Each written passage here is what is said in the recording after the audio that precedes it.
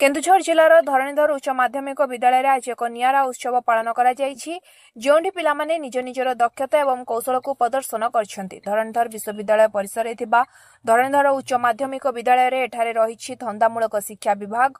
ଏହି ବିଭାଗର ପିଲା ଆଜି ନିଜ ନିଜର ଦକ୍ଷତା ପ୍ରତିପାଦନ କରିଥିଲେ। ଆଜି ସ୍କିଲ୍ ଫେଷ୍ଟର କାର୍ଯ୍ୟକ୍ରମ ଅନୁଷ୍ଠିତ ହୋଇଛି। ଏହି କାର୍ଯ୍ୟକ୍ରମରେ ବିଶ୍ୱବିଦ୍ୟାଳୟର କୁଳସଚିବ ସୁଶ୍ରୀ ପ୍ରଭାତୀ ପୃଷ୍ଟି ଫିତା କାଟି କାର୍ଯ୍ୟକ୍ରମକୁ ଉଦ୍ଘାଟନ କରିଥିଲେ। ନିଆରା ରୂପରେ ପିଲାମାନେ ସମସ୍ତେ ସମସ୍ତଙ୍କର ପ୍ରୋଜେକ୍ଟ ଗୁଡ଼ିକୁ ପ୍ରଦର୍ଶନ ଦେଖିବାକୁ ମିଳିଥିଲା।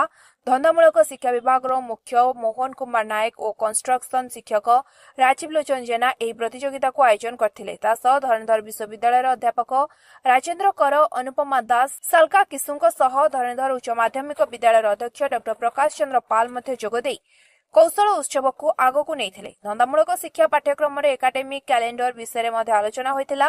अतिथि माने बुली प्रकल्प गुड़ी को देखा सहित ऑटोमेटिक विभाग अदिति साहू और कंस्ट्रक्शन शताब्दी महांती को प्रथम पुरस्कार प्रदान करथिले। पिलामाने एही उत्सव रे बहु सब नूतन शिक्षा प्राप्त करथिले जहा भविष्यत को तांका काम रे आसीबो।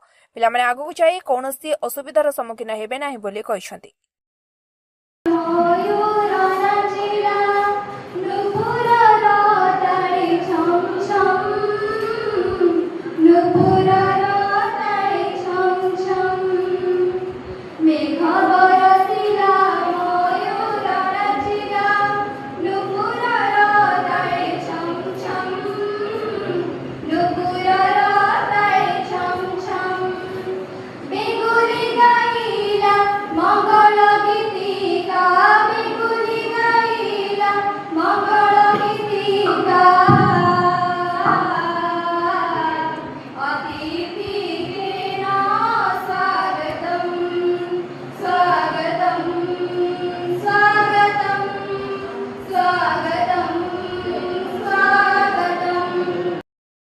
केन्दुझर निर्मल सेठी रिपोर्ट स्वतंत्र ओडिशा लाइव।